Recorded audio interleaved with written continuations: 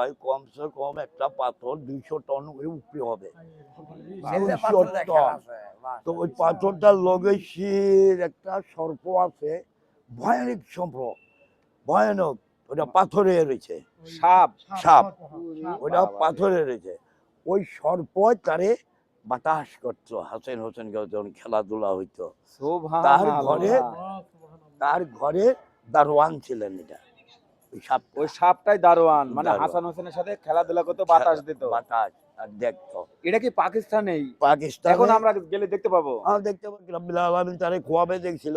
মসজিদটা বলে দাইনে একটু কাজ ছিলেন, জি। তো কাজ ছিলার পরে বহুত ঢোল দেশে দেশে পিটাইয়া দিছে, যার ফজরের নামাজ কায়দা নাই, সে ধাক্কা দিলে সোজা হয়ে যাবে, এই মসজিদ সোজা হয়ে যাবে। সোজা হবে। বাপ রে, অলৌকিক এখন ব্যাপার। পৃথিবীর মধ্যে বহুত জায়গায় ঢোল টোল পিটাইয়া দিল শাহজাহান বাদশাহ।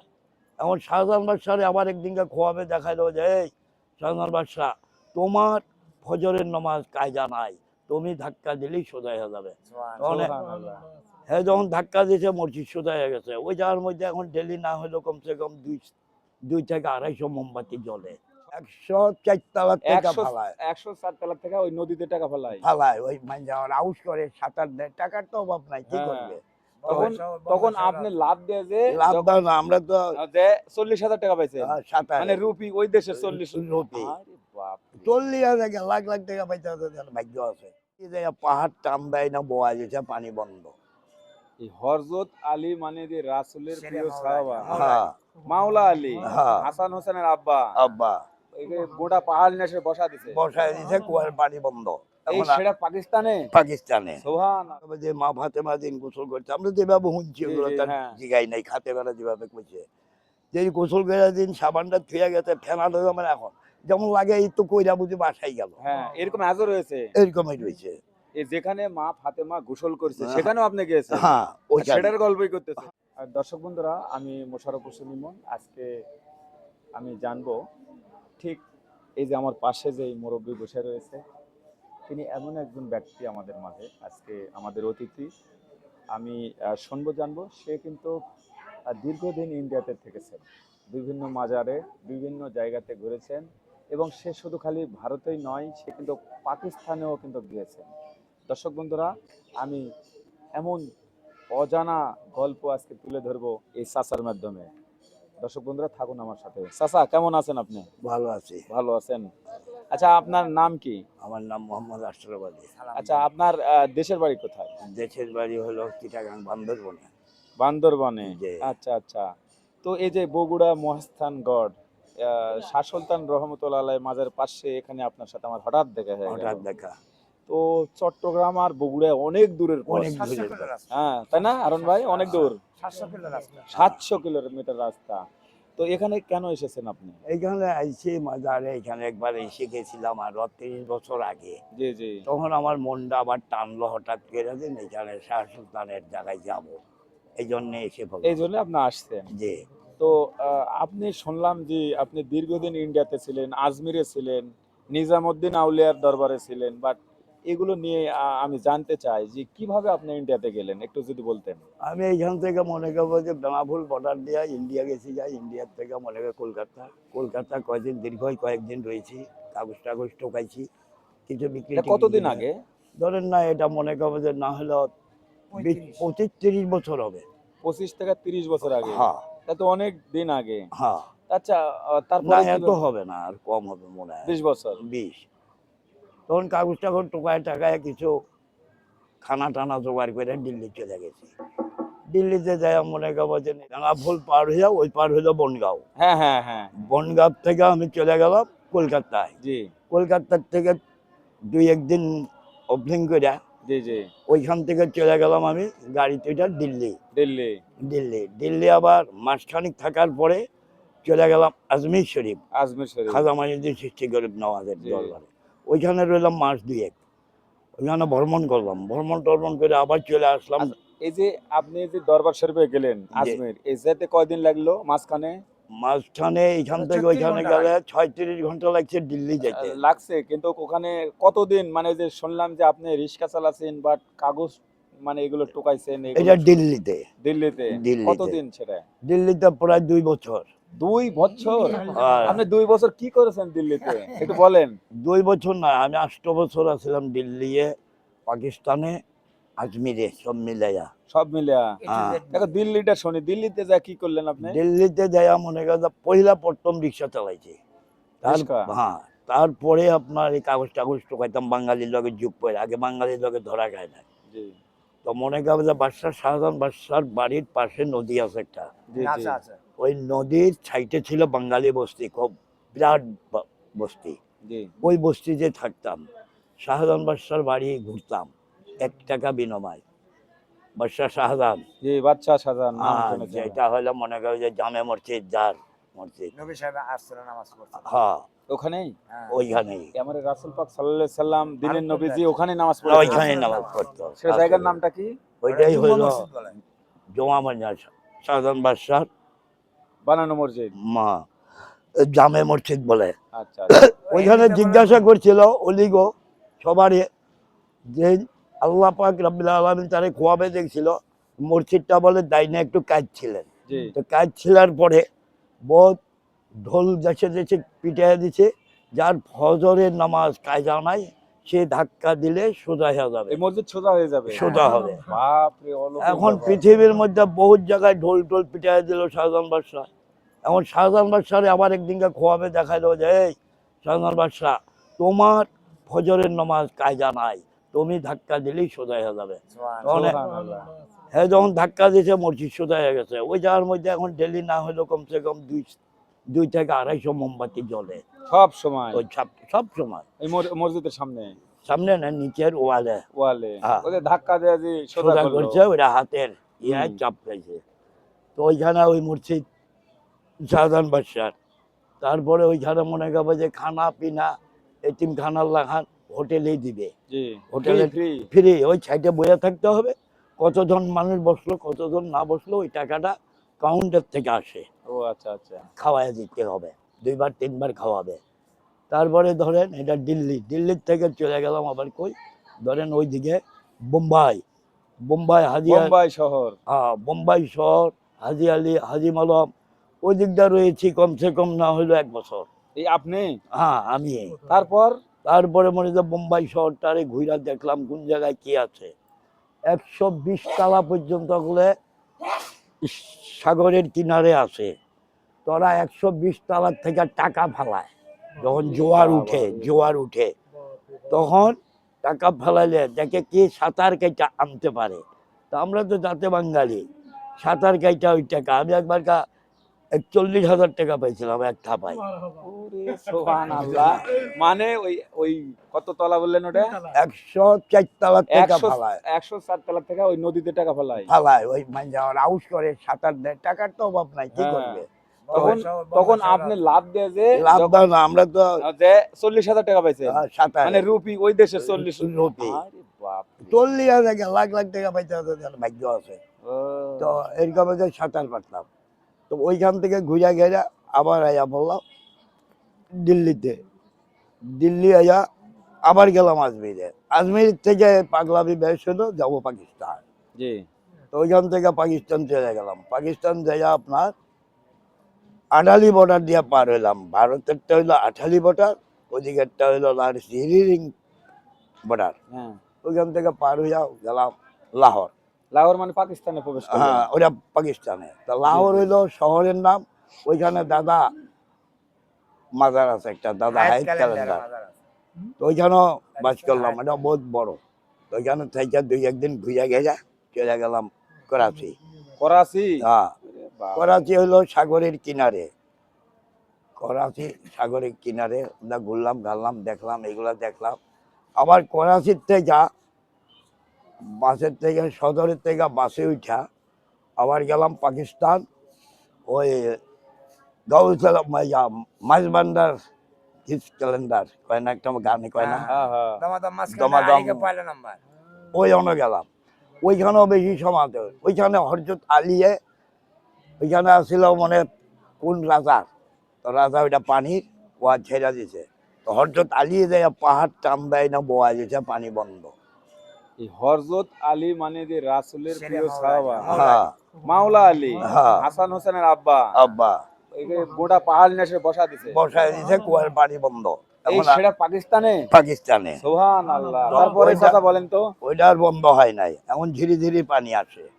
ওইখান থেকে আবার আমাদের মা ফাতেমার জি যে ঘর বাড়ি, ওইটা হলো একবারে নিচে, ওইটা নামতে সিঁড়িদা নাম, আগে তো সিঁড়ি ছিলেন সে পাকিস্তানেই। পাকিস্তানে। হ্যাঁ তো ওইখান থেকে নামছি, নামার পরে আবার ওইখানে একটা শিকল আছে, আপনি দেখলে হঠাৎ ডরাইবেন, কমসে কম না হইলেও 100 কিলোমিটার মাইল উপরে, ওইভাবে ঝিক। তো ওই মোড় একটা শিকল আছে, এই মোড়ার শিকল আছে, এই মোড়ে একটা প্লেট আছে, ওই মোড়ে একটা প্লেট আছে। তো এটা দিয়া ঝুঁকি দিয়া যাইয়া ওই প্লেটটা বইতে হইব, ওই প্লেটটা দিয়া যাইতে হইবেন। এই পার হইলো কালীর মাথা, ওই পার হইলো শিবের মাথা। জি জি জি। ওই কালীর মাথা দিয়া শিবের মাথা পাড়া দিয়া গেলেন, যাওয়ার পরে অনেক জায়গায় ঘুরবেন, চোখ অন্ধ, দেখবেন না, 100 ব্যাটারি লাইট মারলেও আলো হয় না। ওই হাতাইতে হাতাইতে হাতাইতে হাতাইতে গেলে ওইখানে একটা চোখের পানি পাওয়া যায়, বুঝলেন না? জি জি। তো ওইখানে চোখের পানিটা দিলে আস্তে আস্তে আলো হয়, চোখটা তা আলো হয়। তা আলো হইলে মনে করবে যে মা ফাতেমা দিন গোসল করছে, আমরা যেভাবে শুনছি জি, ওগুলো জি, তার হ্যাঁ। জিগাই নাই, খাতে বেলা যেভাবে কইছে যে এই গোসল করে দিন সাবানটা থুয়ে গেছে, ফেনাটা আমার এখন যেমন লাগে এই তো কইরা বুঝি বাসাই গেল, হ্যাঁ এরকম আজও রয়েছে। এরকমই রয়েছে। এই যেখানে মা ফাতেমা গোসল করছে হ্যাঁ। সেখানেও আপনি গিয়েছেন? হ্যাঁ ওইখানে, সেটার গল্পই করতেছেন? হ্যাঁ। সুবহানাল্লাহ। তো ওইখান থেকে আবার সাবানের ফেনা ওইখানে, তো আবার এই হারুন ভাই কি শুনতেছি। এই মাসে আবার দর্শক এইবার বন্ধুরা আবার থাকুন, কি একটা মানে আকর্ষণীয় কথা, মানে কি একদম জীবন্ত কথা। তারপরে চাচা? তারপরে ওইখান থেকে আবার ঘুরন্দা ওই মোড়া গেলাম, ওই মোড়া গেলাম যাইয়া মনে করবা যে একটা পাহাড় আছে, পাহাড়ের সাইডে যেভাবে মার পেটের থেকে জন্ম লইয়া শিশু বাচ্চা আসে, জি জি। ওইরকম একটা জায়গা আছে। হুম। ওইখান থেকে মনে করবে যে চিকুন মানুষ ফাইসা দেয়, আমগুলো লাগান মানুষ ফাইসা দেয়, এরকম মোটা মানুষও ফাঁসে না। ওইটা যদি যে একবার আইতে পারে, বলে 40 বছর আইব, বলে আল্লাহ এমনি বাড়াইয়া দেয়। সুবহানাল্লাহ। সুবহানাল্লাহ। এটা পাকিস্তানে? হ্যাঁ, তো ওই সিন্ধি, ও হ্যাঁ। তো ওইটাতে আমি আসলাম, আয়া আমি ফাঁসি নাই, কিচ্ছু ফাঁসি নাই, আরেকজন মোটা হেতা মানুষ আয়া পড়ছে। তারপরে আবার একটা হ্যাংলা মানুষজন গেছে, কথা বলেন না। হ্যাংলা মানুষটা ফাইসা গেছে, ফাইসা যাওয়ার পরে এখন হ্যাঁ কয় এখন তুমি এদিকেও যেতে পারবে না, এদিকে যেতে পারবে না, কমসে কম 1 ঘন্টায় ভাষায় থাকতে হইব, তুমি যে কোনো জিনিস গলত করছো। তারপরে ওইখান থেকে ওইটা দেখা, এখন পাহাড়ের মাঝে দুধ দুধ পড়ে, যেমন ফোটা ফোটা পড়তে হবে, হ্যাঁ। মুখ দিলাম একেবারে গইলা গেল, দুধ আমার বন্ধ হয়ে গেল। এটা গেল। হ্যাঁ, তখন একটা পাথর ভাঙ্গা পকড় লিয়ে দিলাম, যা বাইরে খাবো না, ওইদিকে ওইদিকে কদম বাইর হওয়ার পরে এটা দুধ আর পাথর হয়ে গেছে, এটা আর খাও না। এই দুধ পাথর হয়ে গেছে? হ্যাঁ খাও এই না, পাকিস্তানে? পাকিস্তানে। হ্যাঁ ও অনুযায়ী গইলা যায়, ওইখানে যে পাহাড়টা দুধের পাহাড়, হ্যাঁ দুধের পাহাড়। হ্যাঁ ওটা গইলা যায়, ওটা খাইতে পারবে। ওটা খেতে পারবে? হ্যাঁ কিন্তু আপনি যখন বাইরে নিয়ে আসলেন তখন সেটা পাথর হয়ে গেল? পাথর হয়ে গেছে। হায় রে তার কপাল। নিচে যেটা হাসান হোসেনে খেলাধুলা করতো, যে পাথরগুলা তারা যেরকম এই বলছে, হাসান হোসেন খেলাধুলা করতো সেই পাথর? পাথরগুলো না, ওইটা আরেক পাথর। হ্যাঁ। ওইগুলা পাথর আমার মনে হয় কমসে কম একটা পাথর 200 টন উপরে হবে, 200 টন। তো ওই পাথরটার লগে শির একটা সর্প আছে, ভয়ানক সর্প, ভয়ানক, ওটা পাথরে রয়েছে, সাপ? সাপ, ওটা বাবা রে। পাথরে রয়েছে। ওই সর্প তারে বাতাস করতো হাসান হোসেন যখন খেলাধুলা হইতো, সুবহানাল্লাহ। তার ঘরে দারোয়ান ছিলেন এটা, ওই সাপ, ওই সাপটাই দারোয়ান, মানে দারোয়ান। হাসান হোসেনের সাথে খেলাধুলা করতো, বাতাস দিত। বাতাস আর দেখতো। এটা কি পাকিস্তানেই? পাকিস্তানে এখন আমরা গেলে দেখতে পাবো? দেখতে পারবেন, ওটা মনে করছি এটা তো কোনো ইউটিউবে ফেসবুকে কোনো মৌলবীরা কেউ বলে না। এই যে গানের মধ্যে ইয়ারা কয় না, মাজারটার কথা বলে না, হ্যাঁ। মাজারটার কথা বলে না, ওই যে ইয়ে দমাদম মাছ খেলেন না, হুম। তো ওইটাই তো ওইখানে। তো ওই সময় কয় না আলিগো পয়লা নম্বরই তো হইলো ওইটা, ওই ঘরটা। ও। তো কইতে আছে না, এটা নাই কেমনে আছে, সব জায়গায় আছে, নালে গানটা আইব কই থেকে, ঠিক আছে মানে না? আমরা ওইভাবে মানে ওপেন পাইনি তাই। হ্যাঁ, এটা আমি আপনারা যা বললাম সত্য ঘটনা। সেটাই শুনতেছি তো। তারপরে আমি ওইখানে সাগরে লসে কাম করলাম, মাছের ট্রলারে, হুম। ট্রলারে কাম করতাম। আপনি কাজ করলেন? হ্যাঁ 10 দিন 12 দিন 15 দিন সাগরের থেকে আইতাম, 2000 2500 3000 4000 টাকা পাইতাম। ওই হ্যাঁ ওই টাইমে কোনো 500 টাকা লুট ছিল না পাকিস্তানেও। জি জি। হ্যাঁ আসিল কম, বহুত কম। আমরা মনে কিন্তু 200-100 টাকা লোড দিয়া পকেট জাম হয়ে যেত, 100 টাকা 200 টাকা দিয়া। হ্যাঁ, তো থাকতাম বাঙালি বস্তি এইভাবে থাকতাম। থাকার আমার এই গন্ডগোলের পরে আগিয়ে আয়া পড়ছি, বুঝলেন না, জি জি। এরকম আয়া পড়ছিল। ওই সময় শেখ মুজিবুর ভাষণ দিয়েছিলেন যে আমার দেশের বাঙালি, আমি বাঙালিকে চাই, বুঝো না, এরকম ভাষণ দিয়া তাও পানি জাহাজটা লই আইছিল, বুঝো না। আমি মনে করবো যে 2 দিন চলার পরে জাবদা নাই বা আরেক দিক দিয়ে গেছিলাম না আচ্ছা বলেন তো, এই যে আপনি ইন্ডিয়াতে গেলেন, ইন্ডিয়াতে পাকিস্তানে গেলেন, আপনি কি হিন্দি ভাষা বা हाँ, আরবি? हिंदी भाषा यही है, बात कर रहा है, जिसी बात में कर रहा है, तो आप जो ये हिंदी समझ में आ रहा है कि या समझ में बोलने सीखता है, तो मैं वो बोलने सीखेगा, कोई बात नहीं, वही को नहीं टोका। और हम जो इकला हिंदी का उर्दू बोल रहा है तो इकला में कट जाती है, तो इकला तो कम नहीं होता, दोनों जन फायदा से लग रहे हैं। তো পাকিস্তানে যে কি কোনো বাঙালির সাথে দেখা হয়েছিল আপনার? হাজার হাজার বাঙালি। পরে আমি 7 বছর থেকে আইছি, আবার এইখানে পথে কাম করছি, বাংলাদেশ আইছি গেছি। তাই না? ফরিদপুর, নোয়াখালী, তারপরে আপনার কুমিল্লা, এই দিকের মানুষ বেশি আগ্রহ, আর দিকের না। ওই ওই পাকিস্তানে? পাকিস্তানে এখন পাকিস্তানে বেশি নাই ওই বাঙালি চুতিয়া। চুটিয়া মানে খারাপ? আগে কইতো বাঙালি বাবু, হুম। এখনকার বাঙালি মাদার চোদ, মানে খারাপ তারা। খারাপ। আবার বর্মায় খুব ভালোবাসে, বর্মা আছে না, বর্মাইয়া, হ্যাঁ বর্মাইয়া যে মুসলমান আছে জি। ওকে খুব ভালোবাসে। তাই? তাই বার্মাতে যে মুসলমানগুলো আছে। হ্যাঁ, পাকিস্তানের মধ্যে একটা নিয়ম কি, জি বলেন কি? আপনার 2টা মেয়ে আছে, একটা ছেলে আছে, জি। আপনার ছেলেরে বিয়া করাইতে 1-2 ব্যাপার। কিভাবে? মনে করবো যে বোন হেরে দিলেন, হ্যাঁ বোন আপনি আনলেন, ও আচ্ছা, বিনিময়। বিনিময়। মানে মনে আর করেন যে আমি যদি বিয়ে করি, আমার 2টা বোন আছে, একটা ওনাকে দিয়ে দিলাম, ওনার বোন একটা নিয়ে নিলাম, হ্যাঁ, এভাবে বিয়ে হয়? হ্যাঁ। আর যদি আপনার 2টা ছেলে থাকে জি। তো কোটি কোটি টাকার মালিক হইতে পারেন, বিয়া সহজে করাইতে পারবেন না। জাতের মাইয়া, আমগো দেশে তো মনে করবে যে চারালের মাইয়া মুসলমান, আমি মুসলমানের মাইয়া, চারালের নেই, এরকম চলে না। হ্যাঁ। ওই দেশে গলা কেটে ফেলবে। ওরে বাবা। পাঞ্জাবের মাইয়া পাঞ্জাবের সাথে বিয়া? পাঞ্জাবের সাথে বিয়া, পাঠানের মাইয়া পাঠানের লাগে বিয়া। শিবের সাথে শিবের হ্যাঁ, শিখ না, ওই তোমার গুজরাটের ভাষা, গুজরাটের লগে বিয়া, সিন্ধির মাইয়া সিন্ধির লগে বিয়া, পদ্ধতি না, গলা কেটে ফেলবে। আচ্ছা দর্শক বন্ধুরা, আমি গল্প শুনতেছি যে আমি আশ্চর্য হয়ে যাচ্ছি, যেখানে হাসান হোসেন, ফাতেমা বা শেরে খুদা আলী, যাকে মাওলা আলী বলা হয়, হ্যাঁ, সেখানেও কিন্তু যারা ওখানে যে বসবাস করে, সেই পাকিস্তানে কিন্তু এই চাচা গিয়েছিল। আচ্ছা চাচা মিয়া, এই যে আজমির শরীফ হ্যাঁ, বা এই মাজার শরীফ যাকে বলা হয় যে গরিবের নওয়াজ, হ্যাঁ, গরিবের বাবা। হাসান সানজারি, হ্যাঁ, হ্যাঁ, খাজা বাবার দরবার শরীফ সম্বন্ধে কিছু বলেন দেখি। খাজা বাবার দরবারে ওখানে গেলে বলে নাকি টাকা দিয়ে খাওয়া লাগে না, বা টাকা- বছরের পর বছর বলে মানুষ থাকতে পারে। হ্যাঁ থাকতে পারে। খাজার দরবারে গেলে আপনার খানা আপনার দূর ভরতে হবে না, খানা আপনার কাছে আসবে, চলে আসবে কাছে। হ্যাঁ নিয়ে আসবে। তো আপনার খানায় বললো খানা খান, এটা খান।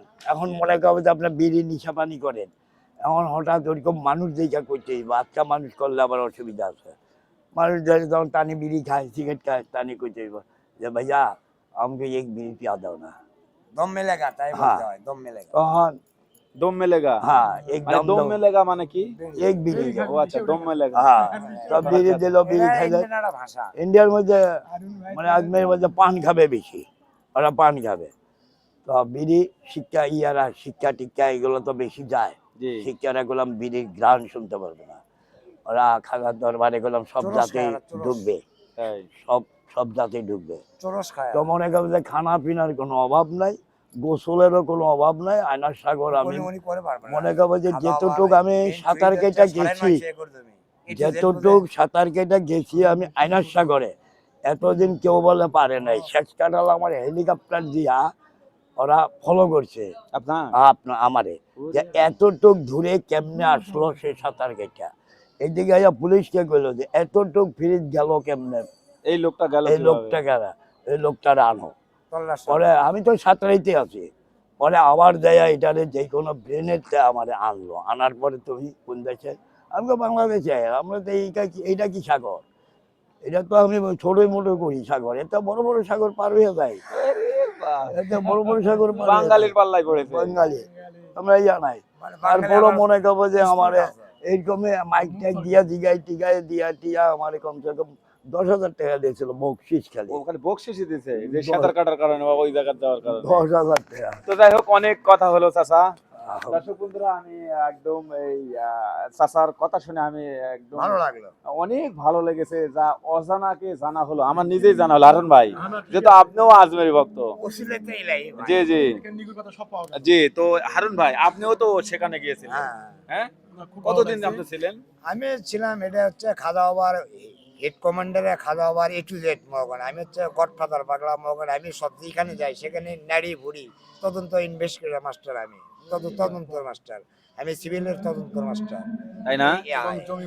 হ্যাঁ, ওখানে খাওয়া দাওয়ার জমি আছে 950 একর জমি। এত জমি? হ্যাঁ, খাওয়া দাওয়ার যেদিকে তাকাবেন খালি পাহাড় আর পাহাড়। একটা পাহাড় 2 ঘন্টা লাগে উঠতে। আর ওখানে যারা সাধক, মেন সাধক আজমিরে খাজা, ওনার খাজা খাজা চারটে লোক যেতে পারে না, খাজা। এর অর্থ বোঝেন, আপনি খাবি যাবেন, ঘুরবেন, আপনি মরা মানুষ যাবেন, ভেতরে নূরের আলোলে চলে আসবে। এরই নাম হচ্ছে খাজা। আর বড় পীর আর হলো যে খাজা গরিব নওয়াজ, এর আবার ব্যাপার আছে বুঝছে। বড় পীর আর খাজা পীর মগান, বড় পীরের কাছে লোকজন যায় না। খাজা যখন মেলা লাগাছে, খাজার কাম তো লগত 77, যা চাচ্ছে তাই লগত। নগদ একবারে। আর বড় পীর তো দেখে যে আমার তল্লাশি এই লোকগুলোর কোথায় মিলে, তা করছে দেখে, হিসাব করে দেখে যে এখানে লোক মেলা লাগাচ্ছে গরিব নেওয়াজ, রাজস্থান। তারপরে ওখানে খাওয়া দাওয়ার কাছে ওরা লুকোচুরি খেলে, এটা গভর্নমেন্টের কথা, নাহলে আপনি তল্লাশা করবেন। আমার কাছে তল্লাশা নেবেন, আরেকটা জায়গায় অডিট করে তল্লাশা করবে। ঠিক আছে, খাজা বাবা লুকোচুরি খেলছিল, তা বড় পীর বলছিল যে আমি লুকোবো, মনে করেন এটা বড় পীর, এটা খাজা, দুজনেরা গোপনীয় একটা লুকোচুরি খেলা হবে, যে আমরা ছোটবেলা খেলছিলাম হ্যাঁ, হ্যাঁ, টুটু। আমরা টুটু খেলি। হ্যাঁ, yes, আমি নিজেও তারপরে টুটু খেলেছি। তো এইরকম অলিদের কাটা জেদ আছে। খাদাবার নাম ওই বড় পীরের নাম দিতে মানুষের লোম পড়ে যাচ্ছে, কারণ ক্ষতি হচ্ছে না। হ্যাঁ, অবশ্যই ক্ষতি। একটা ব্যাপার আছে, তো ওই জন্য খাদার দ্বারায় ওটা বন্ধ করে দিবে, মানে রব্বুল আলামিন উপর হবে জি জি। আর ওকে একটু নিচে দেবে, এই এভারেজ। যেমন ওখানে লুকোচুরি খেলছে বড় খাদা বাবা, মনে করেন লুকোছে হচ্ছে যে ওরই বড় পীরের ফেসকর বাঁয়ে মুড়ো। আল্লাহ। 1 মিনিট, এখানে মনে করেন ফেসকর পথে ঢুকেছে, আর বড় পীরের লুকোছে তুমি অমুক জায়গায় আছো, মারাছে, আর উনি ঢুকেছে এই ভেতরে, ওর মানে বড় পীরেরই দেহের ভিতরে বাঁয়ে মুড়ো। A to Z, এটা তোমার আমার কথা না, খেলনা কথা না, এটা কথা পাবেন না, গভীরের কথা। তো এইখানে লুকানোর পরে সে কোনো বড় পীর দেখে, তল্লাশা করে যে আকাশ দেখে, মাটি দেখে, চতুর্থ আসমান দেখে, ভেড়ে দেখে, কোথাও নাই গরিব নেওয়া, গেল কোথায়, কিন্তু দেওয়ালটা চেক করেনি, এটা আবার আল্লাহ পাক বিলীন থয়নি এই জায়গা, আমি ওই জায়গা খাজা বড় থবে। তো ওই জন্যে বড় পীরই নাম রাখিছে খাজা গরিবে নেওয়া। তুই আসলে আসলে গরিবের তুই বন্ধু আসছে, সেই দিন থেকে নাম পাচ্ছে খাজা বাবা, টাইটেল গরিবের বন্ধু। উনি গরিবকে ভালোবাসে, আপনি বড় লোকের ভালোবাসেন, এই যে গরিবের নামাজ। ওই টাইটেলটা বড় পীরই দিয়ে দিয়েছে। আচ্ছা, আপনার শুনেন, আমি আর অনেক আমার ভিডিও লম্বা হচ্ছে, আমি আপনার কাছে অসংখ্য এর আগেও শুনেছি, আজকেও শুনলাম। আল্লাহ হাফেজ, আর আসসালামু আলাইকুম। এই হারুন ভাই কিন্তু একদম, এই যে এবারেও কিন্তু কাজ বেড়ে যাচ্ছে, তাই তো? আমাকে মিথ্যা প্রতিশ্রুতি দিচ্ছে, দেখি আমিও কিন্তু যাওয়ার সাথে আমি এখানে আমি বলি সুলতান বাবা আর বরণ বাবা, এখানে মগন ক্লাস হয়, সুলতান বাবার এখানে মগন 10,000 পার ডেলে দরখাস্ত পড়ে, কিন্তু সব ফেলে দেয় ডাস্টবিনে। আর এখানে হচ্ছে আর্জিটিকার খেলা আছে, বরণ বাবার কাছে কেউ যায় না, ওখানে মানুষ যায় না, কিন্তু ওখানে যারা গভীর দলের মাছ, তাহলে ওখানে যাই। ওখানে গভীর দলের মাছ হচ্ছে যে পুরোনা চাউল বলে না, যে ভাতে বাড়ে। ওটা হচ্ছে পুরান বাবা, হচ্ছে পুরোনা চাউল। ওখানে এক দরখাস্ত আপনি চাকরি নেবেন না, গাড়ি নেবেন না, বাড়ি নেবেন না, লাড়কি নেবেন, সব পাবেন, কিন্তু এখানে দরখাস্ত সুলতান তো ব্যর্থ করে না, ফেলে দিচ্ছে। মানে সুলতানের এখানে দরবারে আছে কিছু লাড়কি লোক আসে, ফুল। তো যাই হোক, আমাকে তাহলে আর যে জায়গা মতো দিতে হবে। আচ্ছা, আসসালামু আলাইকুম। ওয়ালাইকুম আসসালাম। তো দর্শক বন্ধুরা, আমি হারুন ভাইয়ের কাছ থেকে শুনলাম, এর আগেও ইন্টারভিউ দিয়েছি, আপনারা দেখেছেন। তো চাচা মিয়াকে কিন্তু আমরা পেয়েছিলাম, চট্টগ্রাম থেকে এসেছেন, যেহেতু চট্টগ্রাম বিভাগ থেকে এসেছেন। চাচার মুখ থেকে অনেক শুনেছি। চাচা, আপনাকে অসংখ্য ধন্যবাদ। হ্যাঁ, আর বিষয়টা পরবর্তীতে আবারও আমরা আসব নতুন কোনো গল্প নিয়ে বা নতুন কোনো এপিসোড নিয়ে বা কোনো ব্লগ ভিডিওতে আপনাদের সাথে দেখা হবে। টার্গেটটা বেটার আছে জি, তো সবচেয়ে ভালো লেগেছে যে আমি পাকিস্তানে যেতে পারিনি, যে পাকিস্তানের যে আদৌ ইসলামের একদম নিগুড় তত্ত্ব বা যেখানে হাসান হোসেন যে পাথর নিয়ে খেলাধুলা করেছে বা এমন জায়গাতে গোপন জায়গাতে আমাদের জগৎ জননী মা ফাতেমা গোসল করেছে, আর সেখানে যে এই চাচা গিয়েছে, আর সেখানে গিয়েছে আমি অদ্ভুত হয়ে গেলাম। আর সেখানে দুধ পাথরের কি যেন দুধ পাহাড়ের কথা আমি এটা শুনলাম। বাট আমাকে অনেক ভালো লেগেছে। সবাই ভালো থাকবেন, সুস্থ থাকবেন, আমাদের সাথে থাকবেন। পরবর্তীতে আবারও নতুন কোনো এপিসোডে বা আমার সাথে দেখা হবে। আল্লাহ হাফেজ।